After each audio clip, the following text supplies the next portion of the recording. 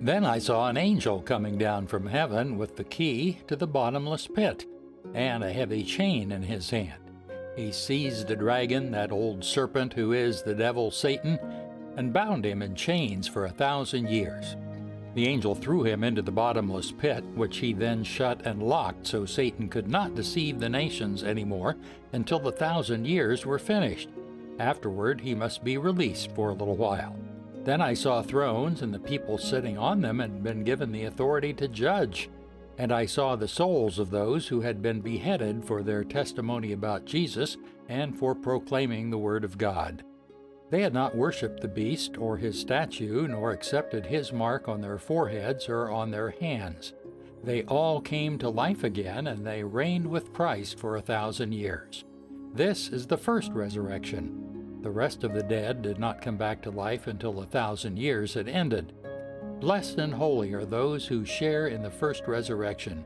For them the second death holds no power, but they will be priests of God and of Christ, and will reign with him 1,000 years. When the 1,000 years come to an end, Satan will be let out of his prison.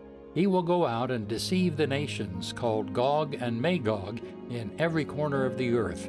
He will gather them together for battle, a mighty army as numberless as sand along the seashore.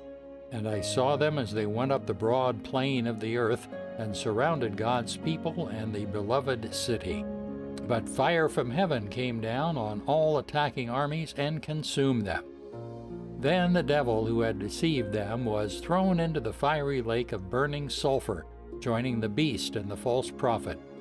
There they will be tormented day and night forever and ever. And I saw a great white throne, and one sitting on it. The earth and sky fled from his presence, but they found no place to hide.